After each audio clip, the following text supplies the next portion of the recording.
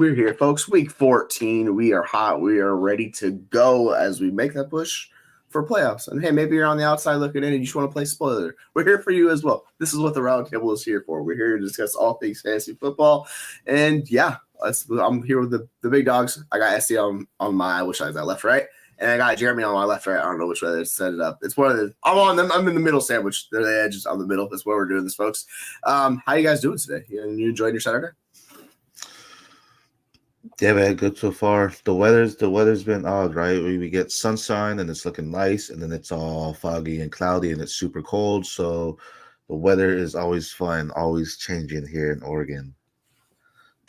Bro, it's rainy and nasty as hell here. I'm sick as a goddamn dog, but we roll on no matter what. All you West Coast guys. I love the West Coast of the U.S., by the way. Fantastic. I'm here living in the rainy season in Northern Europe. Yay. Yeah, that sounds like our climate. I'm in the Pacific Northwest. I get a lot of similar weather like that where it's like, oh, what's the day? Oh, it's 45 and cloudy. It's lovely. It's just, the day of life out here. It was like 30 degrees. We're very mild climate people. So it was 30 degrees. I was picking my daughter up from school and I was like this, I can't do this. I had to jump on big layers and I was like, no, we're not ready for this. Hey, Jeffrey, thanks for joining us. We appreciate it. If you have any questions or anything you want to put in on the show today, go ahaid and just drop them in the comments. We'll happily reply to them live as we go about doing this.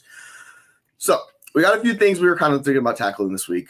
I guess we can just hit the one, our fun little segment called, if you've been seeing social media, there's this thing called We Listen, We Don't Judge, going across where people are making, not the best choices in their life.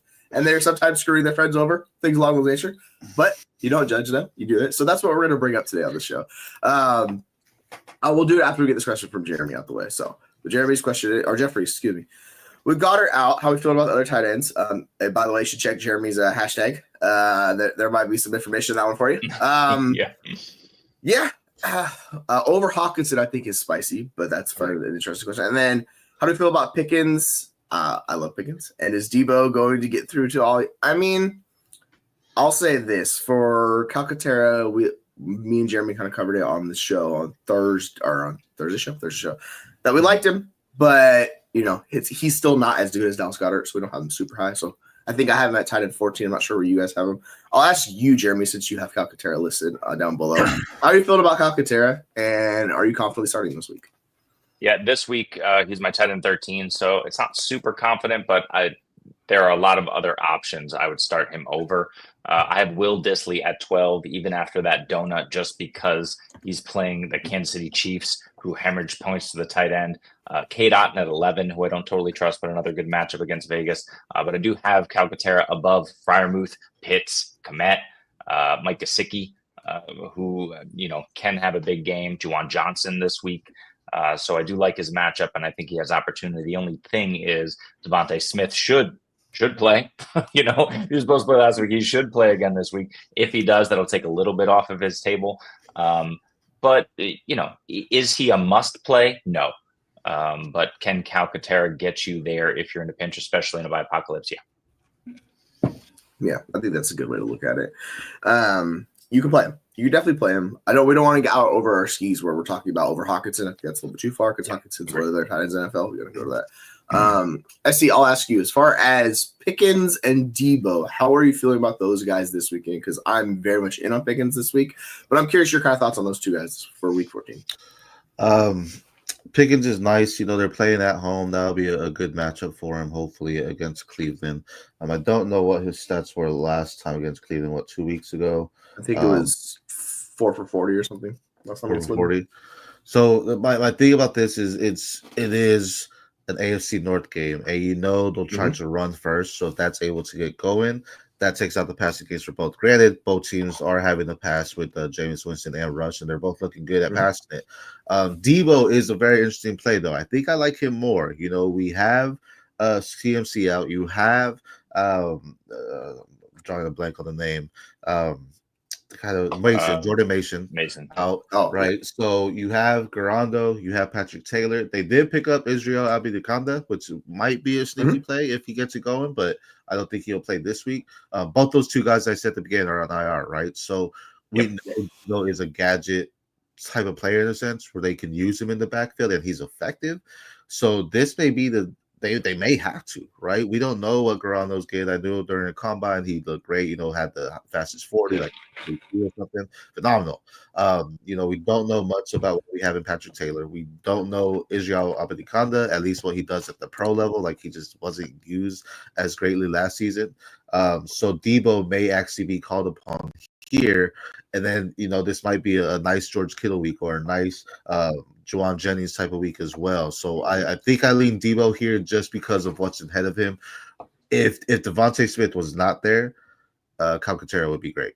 But Devontae Smith right back, he's healthy. That's going to draw target. Even if Goddard was there, that would draw targets from Goddard, right? So now you have a lesser. You're tied at 2. That hasn't gotten any targets in the sense of like when Goddard's on there, right? So now you have someone coming in that Devontae Smith is there. I expect it to be AJB and Devontae Smith. Yeah, I think that's a fair way to look at it. When that entire team is healthy, it is the best semblance of skill talent in the NFL. They have every position covered, right? So 2 really good wide receivers, one of the best running backs in the NFL. One of the best. I know Aaron cannot stay on the tight end because he doesn't stay healthy, but he's still a good NFL tight end, so that's kind of his issue. Yeah, you kind of play him, you live with it, you see how it goes. It's boom bust, high upside tight end too. I think it's a fair way to phrase it. And you could do worse than him. Yeah. I will say for Pickens to kind of hype him up really quickly, he leads the league on deep plays in the NFL for like 20-yard receptions. Like George Pickens leads the NFL in that. Also against single high coverage, which Cleveland runs like 65% of the time. Pickens smashes his like yards per route run is like over 3. Like everything in this matchup is setting up for a very boom bust game for George Pickens. He busted like 2 weeks ago, but he was like top 3 in air yards in that game. So it kind of shows you the George Pickens lifestyle. I think we could certify putting him into the top 10. I would understand if people push him like top 15, top 20. Like I understand that with Pickens, but for me, I'm all in for Pickens. Jeremy, his question about Hall and Allen and Davis. How are you treating the Jets' backfield? Are you auto starting whoever the starting running back is? Say if Brees plays, then are you playing him, or are you treating kind of Braylon Allen kind of as a similar, or are you more worried about what Isaiah Davis is going to do? No, I don't think Isaiah Davis is going to come in and do anything super meaningful. I know it's a lost season for the Jets. They're definitely out of the playoff race here, so they're just looking to next season. If they can get something out of Isaiah Davis, great. They know they don't have to necessarily go into the draft or go into free agency and get one of those emergency vets or, at least backs that can come in like a Braylon Allen behind Braylon Allen. So if Isaiah Davis can do something here, great. But I'm not worried about that. I think Braylon Allen's going to get the majority of the touches. Miami this week, but then Jacksonville, the Rams, and Buffalo. You can run against all of these teams. They're great matchups. We were excited for Breece Hall. So if Breece Hall's being shut down, yeah, I would worry about that too. I think you can pick up Allen and confidently play him every week. He's going to get at least 50% of the touches, but I would expect he gets the majority of the workload. Yeah, that's what it comes down to, right? Like volume is key at the running back position. Because if you look at Braylon Allen, he's been super inefficient this year. There's an account, FF Datarama, who people should follow on Twitter. He posts strictly statistics. They post strictly statistics, and it's a lot of good information. So for Braylon Allen, 52nd running backs at 3 yards per carry. He's 53rd in missed tackles forced at 0.08 per attempts. Yards after contact per attempt, he's 43rd. And he has 0 explosive runs. Now, a lot of this is how he's used. He's using a lot of short goal line to goal type stuff, so there's that for him. But if you're getting 15, 20 touches in a game, it's just such a higher floor than a wide receiver, right? So that's where you're going. Even against Miami is a middle of the road matchup. That's kind of is what it is. We got a couple sit-start questions here. So I will say, and yeah, just say for Isaiah Davis, I would not worry about Davis either. I'm with you guys on that. All right, 2 questions here for 2 different leagues. Start 2 wide receivers. The questions are we starting Cup, Judy, Jacoby Myers, and Khalil Shakir. And then the second question is DK or Addison. And so how are you guys treating this question? Let's start with the first question. I'll start with the USC. Who are the 2 wide receivers you're starting in that group before? Look at Cup plays the Bills, I do believe, in LA though. So I do like that. Judy, man, so interesting enough, Judy was, I think, like wide receiver 25, 24 2 weeks ago. He came out Thursday night, had a 230-yard game. Yep. He's now like wide receiver 6. So you can look at the rankings and as far as like yards on the year, right? And so it's, I think even in fantasy too with that. But either way, you look at that and it's like, a lot of times we've said this before. Look at why they got those yards, right? Like N'Keal Westbrook-Ikini's been doing great things for your fantasy lineup if you're starting him, but he's also been getting the touchdowns. He's not getting the targets necessarily. He's getting like 4 targets per game. He's getting 3 or 2 receptions per game. He's always breaking out big when they gain that touchdown, right? So you look at that, it does become scary in these times. Like if you're starting him or not, you're hoping for that touchdown, and they're getting to him. Same thing with Judy in a sense. He has been great with Jameis Winston. It is against Pittsburgh again, and they were pretty good against him. So it's like, all right, this is still another matchup. So he kind of does scare me a little bit. Jacoby's nice, and then they're playing. Where am I at here? They're playing Tampa. I really do like Jacoby against that secondary. That should be great. And then Shakir, Quentin Lake's probably gonna be on Shakir. They have some good secondaries out there in LA as well. So for me, I say Kupp and Jacoby. Yeah, I think that's really safe. Like to your point on Judy, he's not a high-end target earner, and this is kind of the difference. But I think it's a safer environment for him as it is like Jacoby Myers. But the matchup is a smash against Tampa Bay. They give up, I think, top 3 fantasy points wide receivers at the position. Like that's why we love it. If you want to go Judy, I understand it. Jeremy, are you kind of going those 2 wide receivers, or are you thinking differently with those? Yeah, the only thing with Kobe, you got to monitor him. It's not, he's questionable. He's probably going to play, but he's still questionable. And they say they want to test it out pregame. So just keep an eye on that. I think he's the early game. Yes. Yeah, 10. Yeah. Great. So that's good to know. You'll know right away. But here's the thing: is Shakir is not even in this discussion for me. I know Shakir's getting the volume, but the problem is the volume doesn't translate into anything. Only once he was. Sorry, excuse me. Let's do some math here. Only 4 times he was a wide receiver 2, and I had to do that because he was a wide receiver 15 and 17, and then he's in the 20s and 30s, even with his insane volume. So the guy does not score touchdowns, so his ceiling is capped. He has 2 touchdowns on the season. They were in weeks 1 and 3. So no, thank you. I will go Kupp and Jacoby. Yeah, Judy against Pittsburgh. No, I'll pass this week. Yeah, that's tough, right? Like that's the thing. So I'd say it makes sense just to monitor Jacoby, see how it goes. They both play at 10 o'clock Pacific time, 1 p.m. Eastern time. We'll know if Jacoby's playing or not. I think Judy's a really easy pivot to make in this situation if you want to go that way. And then as far as DK or Addison, like DK's the one and still that passing attack. Addison's he's up or down. I always struggle with Addison types. This gets into kind of Devonta Smith, Jalen Waddle, these guys, right? Like the clear number 2, well, not Jalen Waddle so much, but the clear number 2, what we thought in that offense, it's a little bit more boom bust. And this is kind of like we have a JSN question. We kind of hit all those together.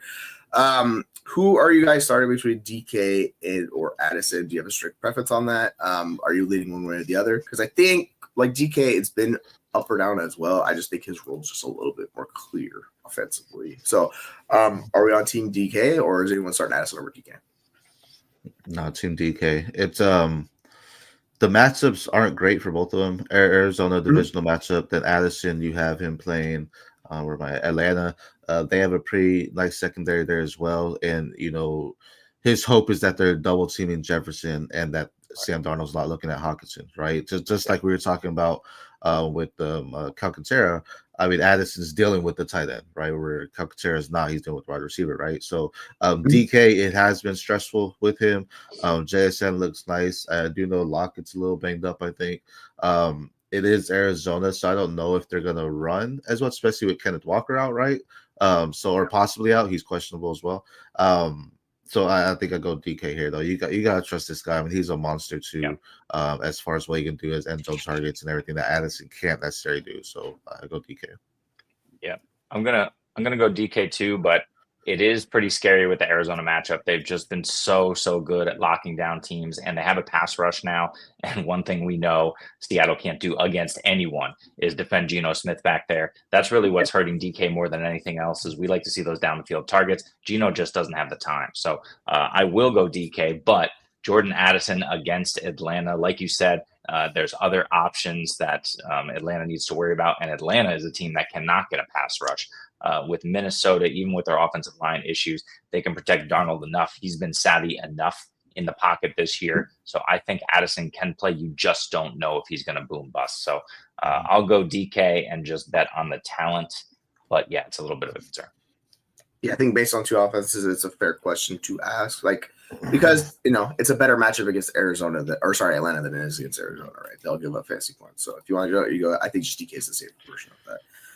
And then we got another start question: JSN, DK, or Jacoby. For me, it's Jacoby, just based on what we talked about. But I think you could go either one of the Seahawks wide receivers if you want to. I'll say Jacoby, and then if I'm pivoting to DK. If Jacoby doesn't go over JSN, Jeremy, you're our JSN guy. Are you playing JSN this week, or are you going the other way? I'm going JSN over DK, but I have Kobe ranked the highest. So Kobe at 17, JSN at 23, DK 27.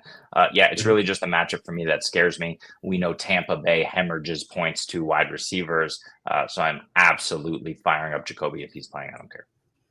Yeah, like they could put up a dud this week, but the situation, everything's setting up for him to smash. And we've seen the past few weeks, like the floor has been really high with him. It's higher just based on that offense, how they do it.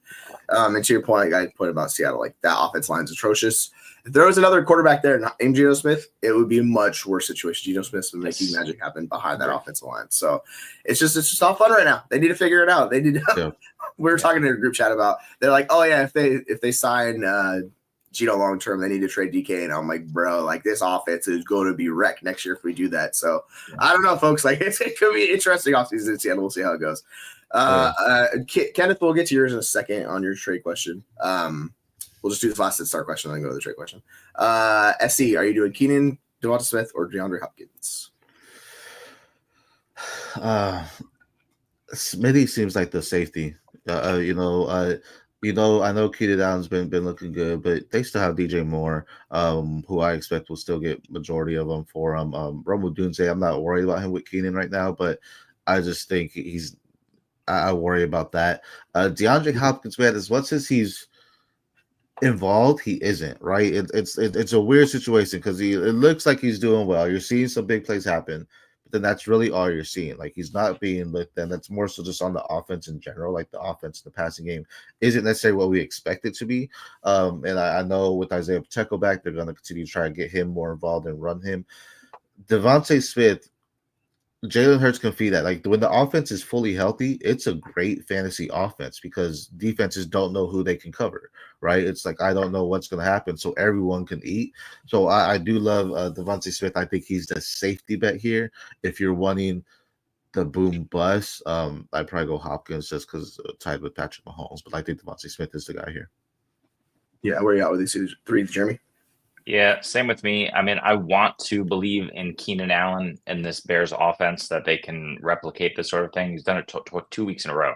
I don't see 3 weeks in a row coming from Keenan. So we'll see. It could happen. I get it. If you want to play him, fine. But Devonta Smith, I have significantly higher. D-Hop is buried in my ranking just because he's playing the Chargers. You're running a risk with any of these guys. I will say I'm going to bet on the guy playing Carolina to be able to rip off a big one or two early in this game before everyone on the Eagles sits in the fourth quarter. Yeah, that's the concern with that offense, right? Like they're the highest, like they're the most run-heavy team in the NFL, the Eagles, which makes a hell of a lot of sense because that offensive line stacked. You have Jalen Hurts, you have Saquon Barkley, who's basically set records. It's like you don't need to pass. And oh, by the way, it's Carolina who bleeds freaking rushing attempts, like because they can't stop anyone. So the floor with Devonta Smith in this game is like one catch. Like he could just be not involved. Like that's just kind of what you have to worry about. I think it's between Keenan and Devonta. Yeah, D-Hop, no things. All right, let's go to this trade question. Olave for Jerry Jeudy and a 2025 second. We'll say it's random second. He has Olave and trying to make the playoffs. I think this is not the worst trade. It sucks because Olave is a really good wide receiver in kind of a bad situation. Where are we at with this trade? Are you guys doing this deal if you're a team on that kind of like the playoff fringe and you're looking for a guy who's a contender piece, which Jeudy has been since Jameis Winston's there? Is this a trade you're willing to make, or are you just going to hold Olave and try to maybe get someone cheaper? Let me try to find Judy's rest of season schedule real quick. Yeah, this is really the issue. I just pulled it up, SC. If you want me to read it off, because this is the whole issue. It's Pittsburgh this week, then it's Kansas City, Cincinnati, not bad in week 16, and then Miami, not good in the championship week. So, yeah, all of these Cleveland Brown wide receivers, we're not excited about them. However, Cedric Tillman continues to be out. That means Judy's floor will rise. With all of these things are nice, But Olave is just that guy. I know we totally haven't seen it, but by every single metric that you want to point to that shows what receivers will become in the future, Olave checks that box, right?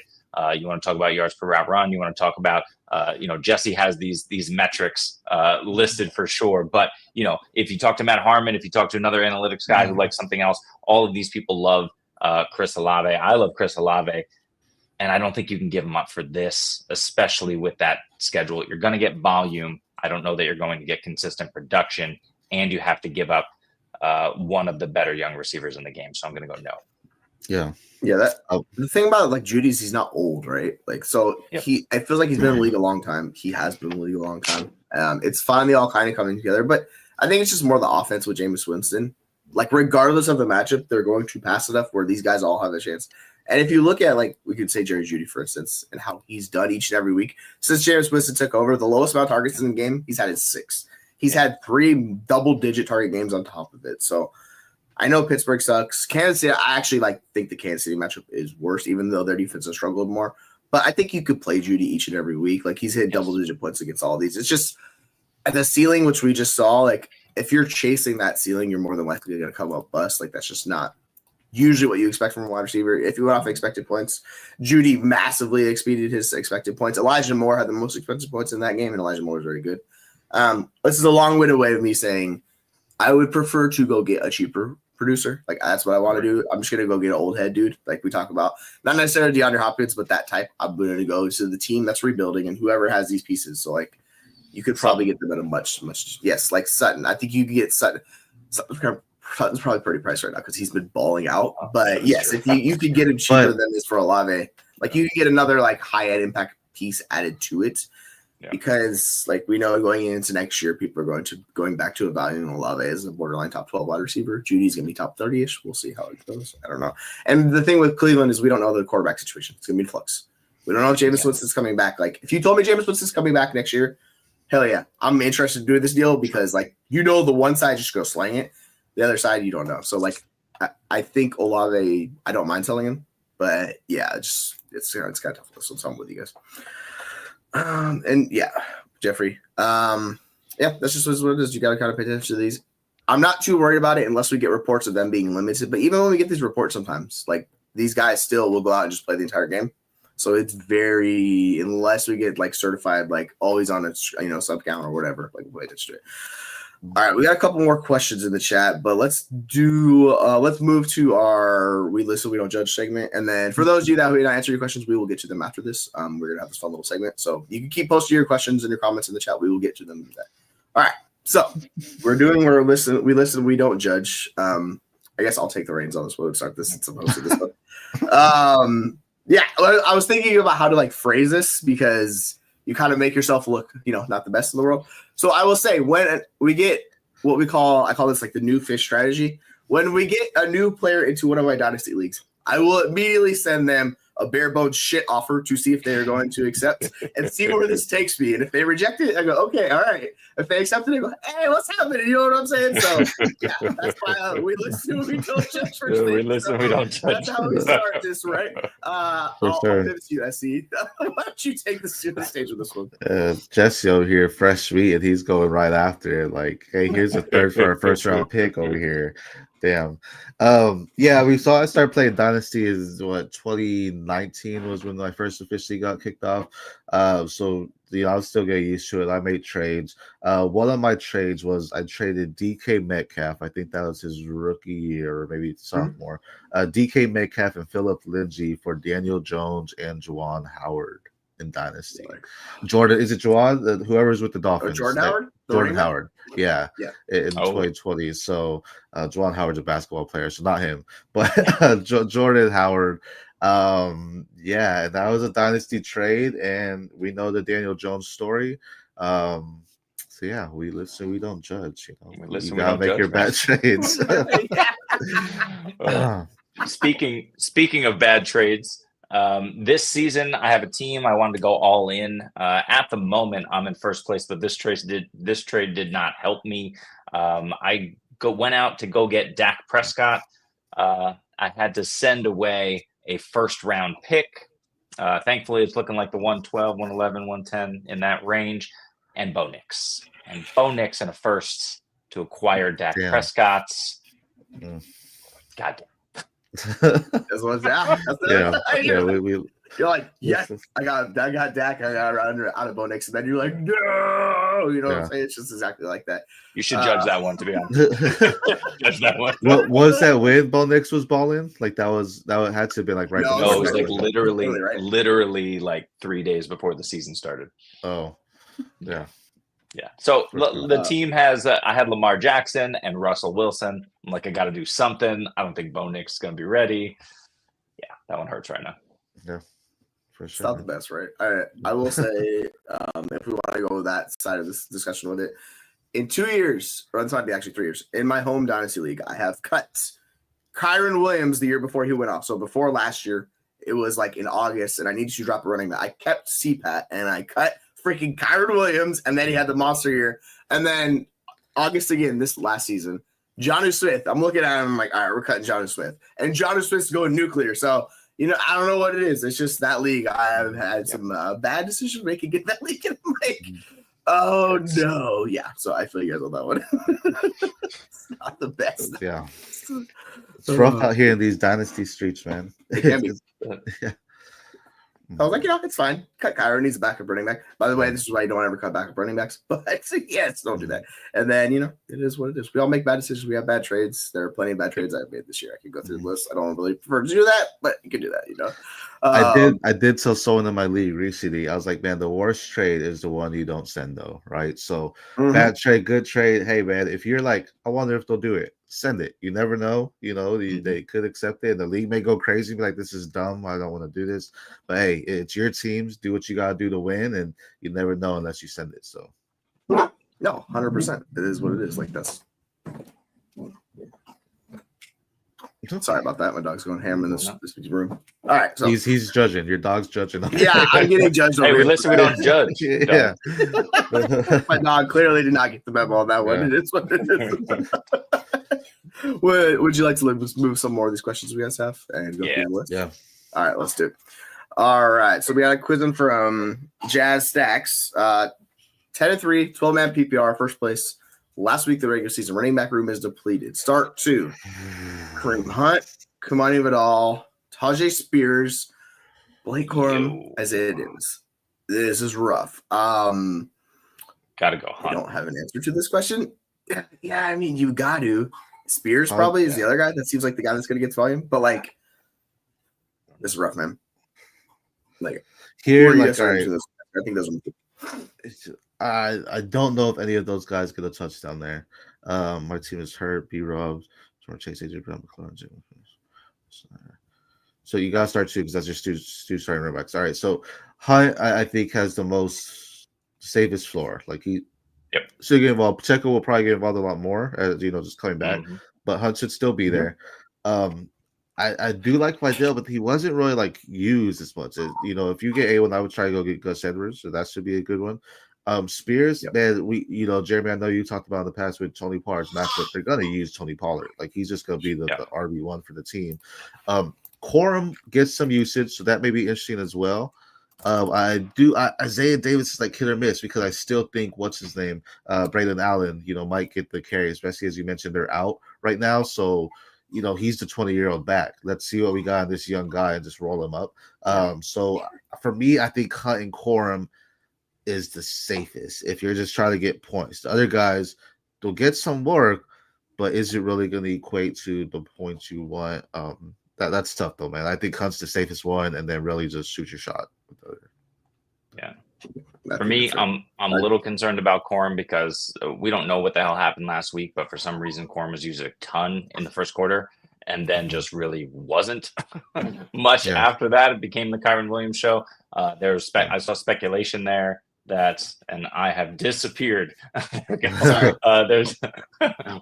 There's speculation there that maybe Kyron was in the doghouse and got punished for a quarter or something. I don't know what happened, but I would expect or I guess I would bet on the fact that Spears could be involved a little bit more only because they're playing Jacksonville. I do think Tony Pollard gets the majority of this work, but at some point, this Tennessee team that has no prospects for the future, or at least for the playoffs rather this year, needs to start looking toward the future. Tony Pollard is, I believe, 27 years old. So they need to see if Tajay can be a legit number 2 or 1B, how that's going to work out because he hasn't got an opportunity yet. Against Jacksonville, that'd be a good time to do that. So we'll see if they actually do that. I will bet on Spears, but it gets rough after Hunt for me. Yeah, like sir, for you, my guy, Jay Stacks here is just you're the first place last week of regular season, 10-3. So I mean, man, this playoff is gonna be rough for you if this is your backs. You know, you're going to try to get. I'm assuming trade deadline's over and probably no one wants to trade you, but I mean, you have to hit this waiver and see what people can do. Maybe get a Patrick Taylor. You don't know if he'll be the guy in Garando. You know, so that may be something to go check out. Again, if you can't get Gus Edwards, if he's on there, just trying to think of other guys that might be on the waivers for you. Tough sledding, man. I hope your wide receiver, I hope Jamar Chase 50 points, you know, for you, and AJ Brown 50 points, and they just carry you because that's tough for those running backs. Kraft got you off to a good start, though. That's for sure. Yeah. With Brian Robinson, is he IR'd? I don't think he's on IR, right? No, I think he's playing, right? I mean, he's questionable, so I mean that could be really good for you. If Brian Robertson's there, then you're definitely playing Hunt. Oh, Robertson's on bye, so that's why. Oh, that's what it is. Yeah. So, okay. But you're good. I mean, then you're running Robinson and Hunt there, so that's not bad. Yeah, I agree. Let's run on to some more of these questions here. We need to start too. We got Braylon Allen. It's a Braylon Allen week, man. Yeah. Braylon Allen, Chuba, Tracy, and Pollard. SC, you got to start too. Let's do this. Let's start by eliminating anyone you can eliminate here. Who would you not start? Braylon Allen. Yeah. Out of these three, I mean, Braylon Allen, I like him in situations that you need him. If this is really like playoff contention, I don't want to trust it against Miami. I just don't think it's going to happen there. With these other guys, I should say. Braylon Allen's my first one to eliminate. How about you?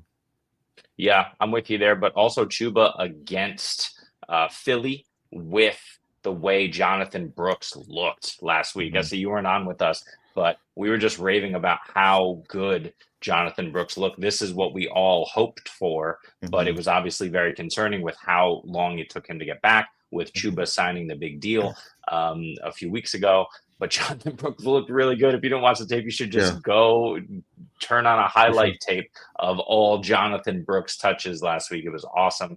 So for me, I'm going to start Pollard and Tracy and bet on volume. I think Chuba for me is just because of the matchup and Brooks. I'm going to fade him, and Braylon Allen this week. No, thank you.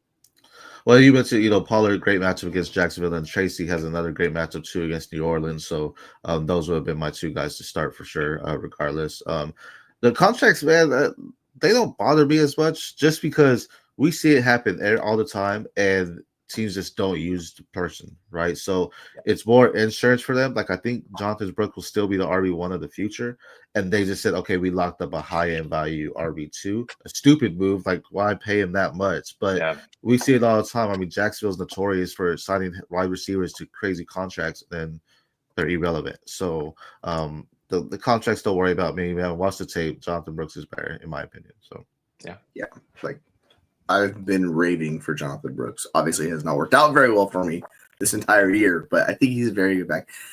If you look at like the dead cap, it's really not a bad contract. They can get out of it. It's basically pushed till 2028 with Chuba Hubbard, and then it's $10 million cap hit.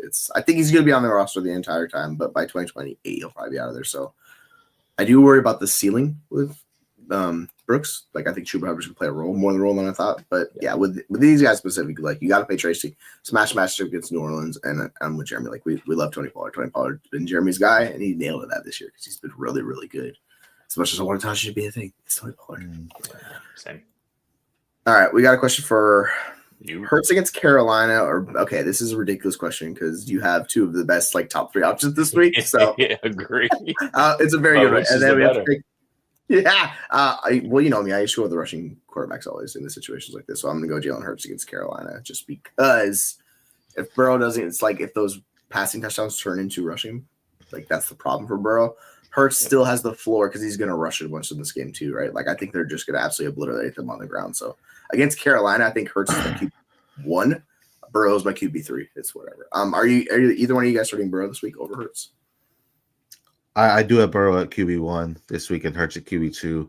Nice. But you did say Chase Brown. I mean, he could be getting them, but Dallas second. I mean, the Dallas defense is trash in general. So if Burrow, if they go out and sling it, and like we were talking about J Stacks earlier, hope Jamar Chase goes off.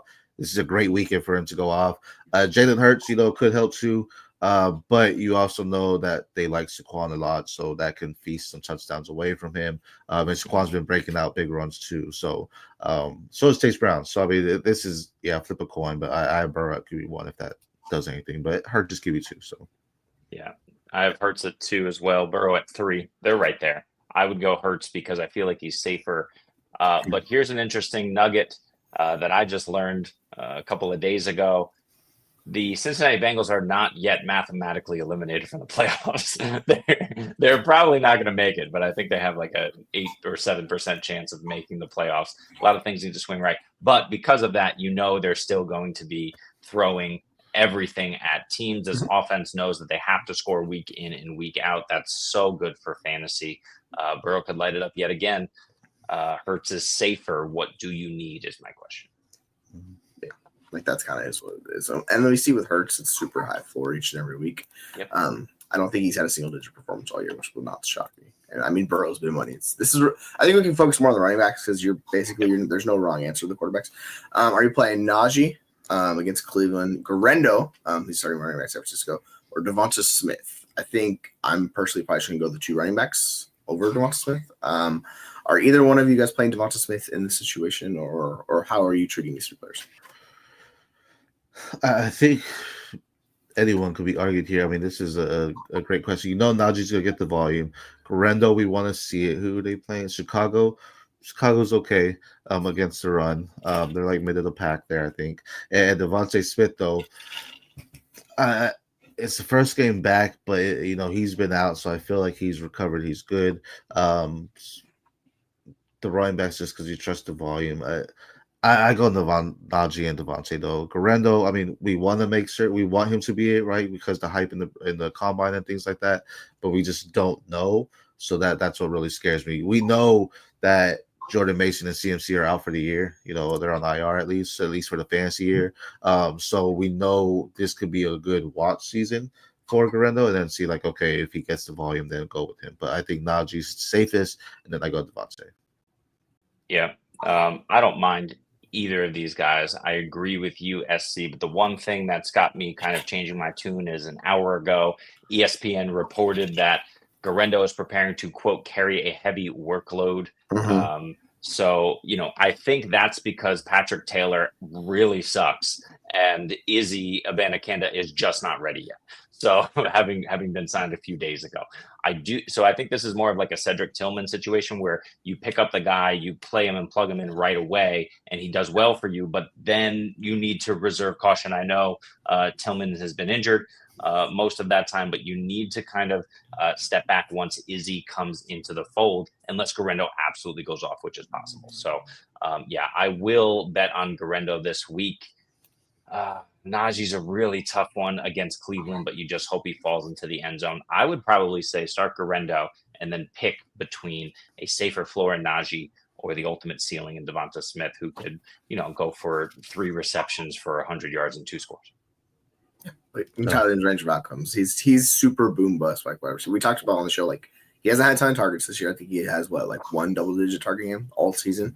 It's just the floor is lower with him because their rush rate is like 10 over expected. Like they're such a rush heavy team. That's the issue with Devonta Smith. It's super, he could just disappear in games, unfortunately.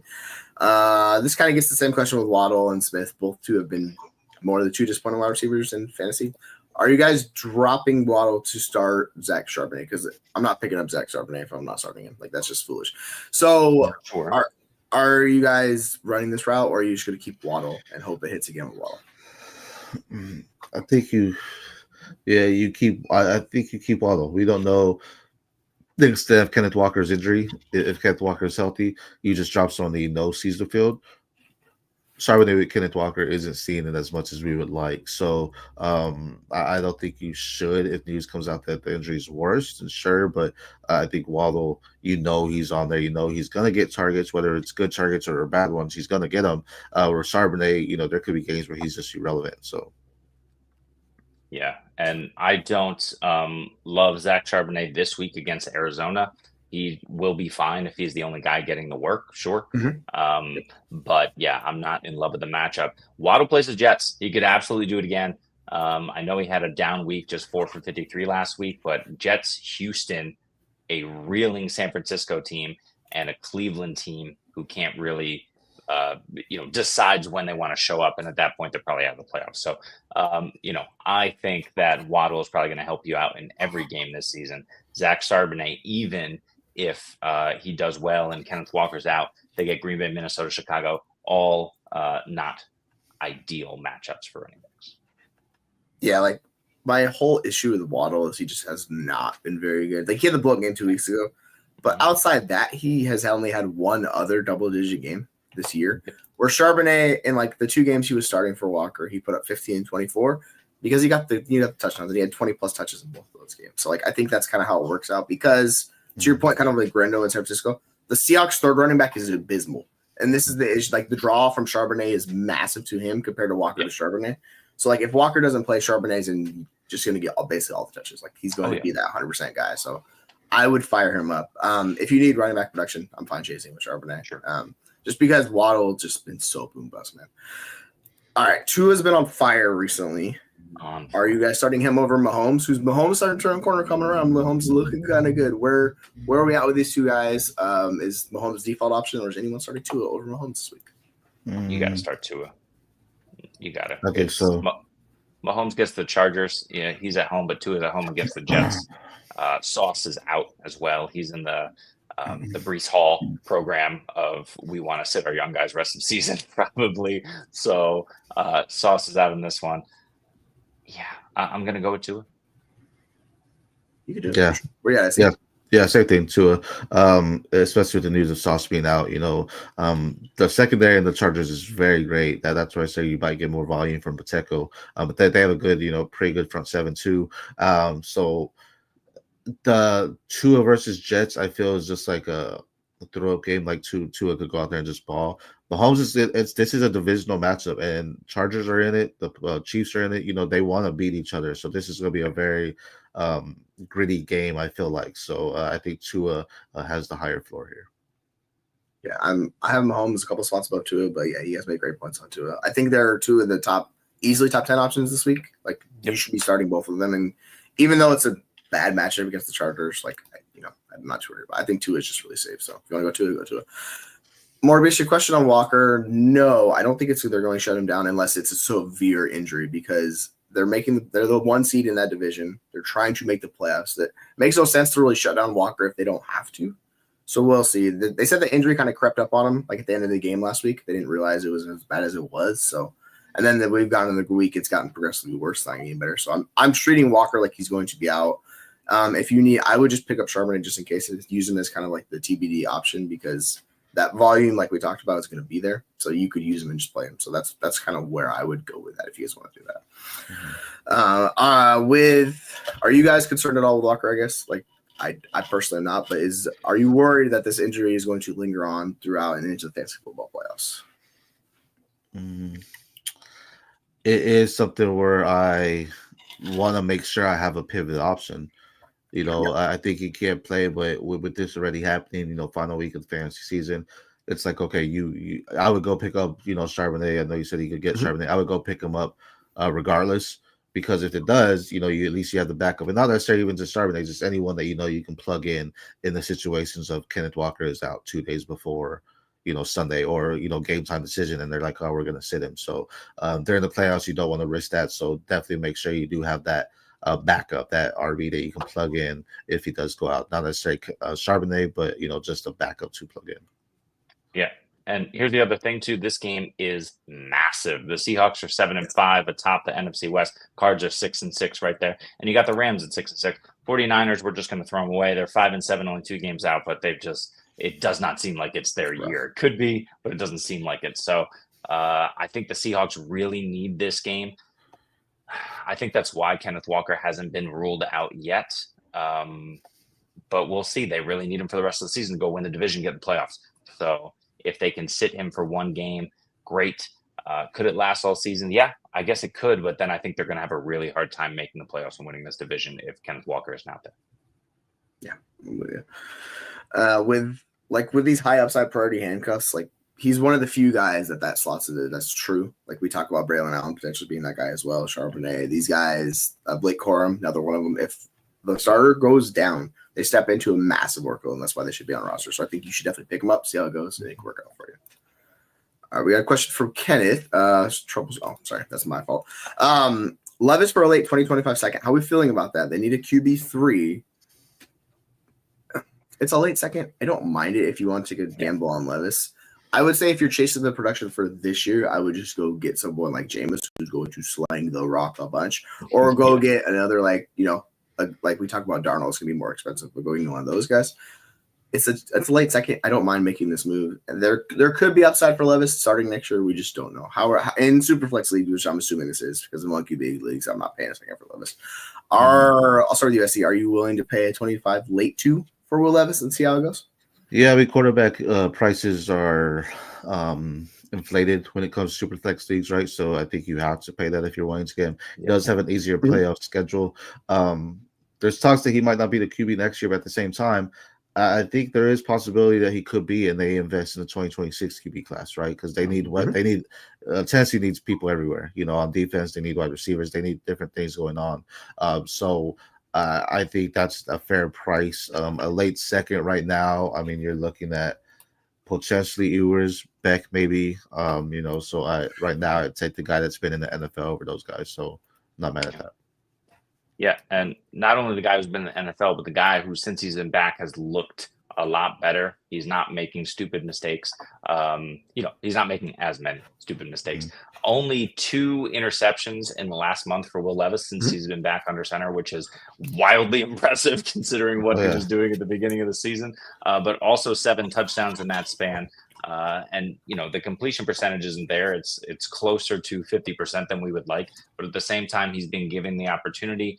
He's throwing the ball around there, and he doesn't really have the weapons outside of Calvin Ridley to do much if they build around him and he continues making better decisions. We'll see in this next month. Like you said, the playoff schedule is money. If he's able to produce and not make stupid mistakes that kills this team, maybe he is the guy next year. Yeah, it's entirely possible. I think we're treating him more like a veteran because there's so much uncertainty with him, kind of these like Russell Wilson type guys. Would you rather just trade for Russell Wilson because he's playing out throughout the season and see how the season goes after that? Or would you guys have to target Will Levis? Because price ranges are about the same. So it's really just like, would you take the old guy who's producing? Because Wilson's been a much better fantasy prediction quarterback. Would you go that way, or would you just go after Levis if you're going to target a quarterback in Superflex? I'd go for the younger upside. Russell Wilson plays Cleveland again. Did not have a good game. Philly, Baltimore, Kansas City. So what are you really gaining from Russell Wilson for the rest of the season?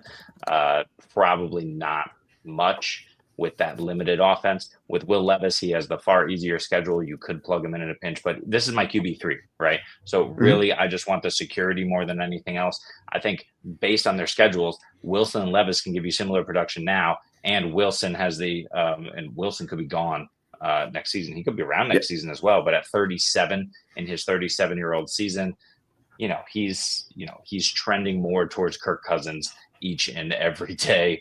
And so, I think, I think I'd go after Levis just with the upside of maybe it's in Tennessee, maybe it's somewhere else, but maybe he has a resurgence at some point.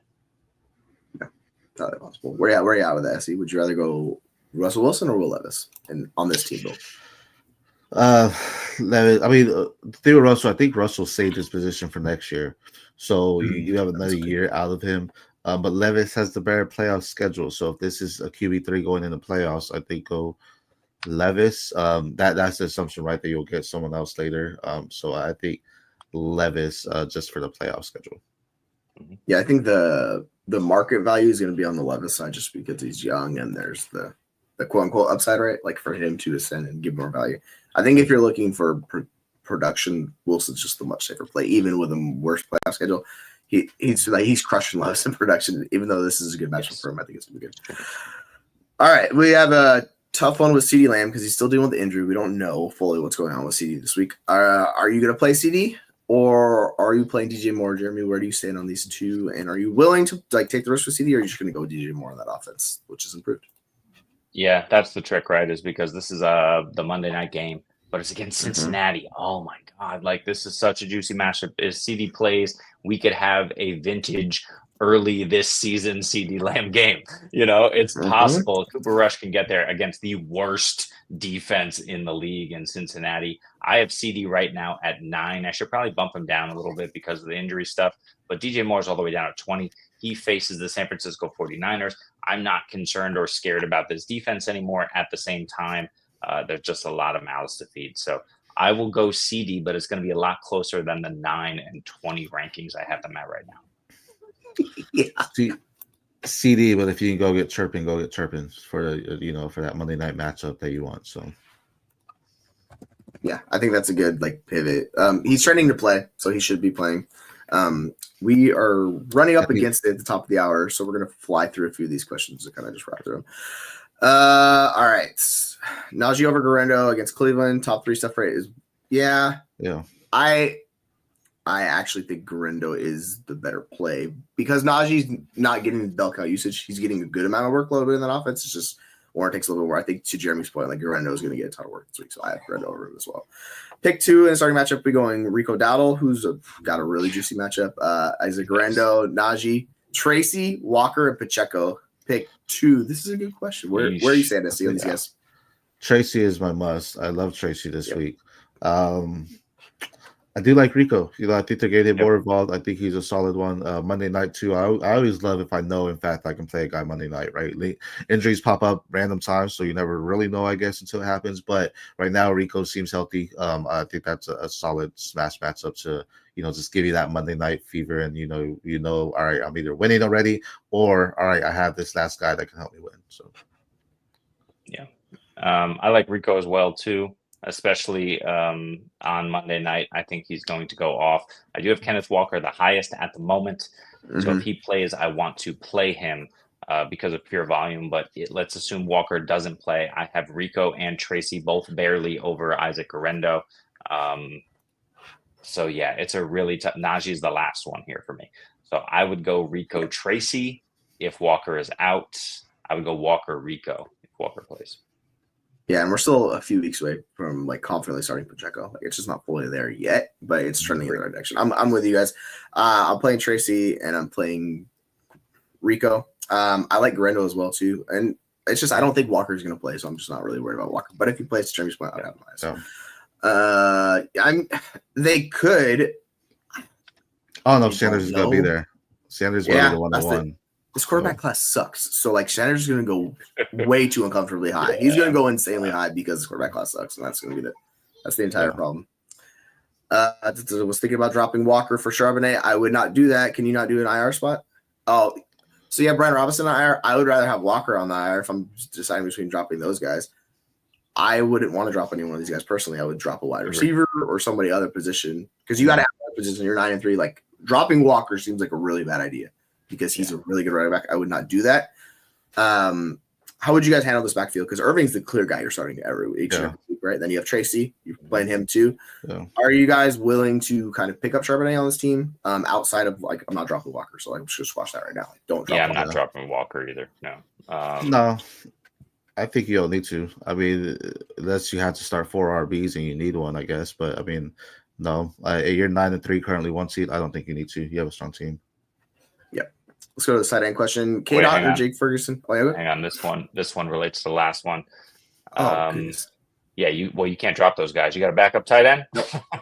Yeah. I think you just I might be tempted with Brian Robinson to cut him in the situation, but he's been really good too. You have a really good team is the way I'll phrase this. I don't think you need to play Charbonnet, and you could kind of chase it.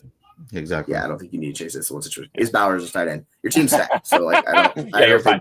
Walker you're could fine. be out for the season, and it doesn't matter. You're probably still going to win the championship, so you'd be all right. Don't Yeah, you? so you're pretty good. Yeah.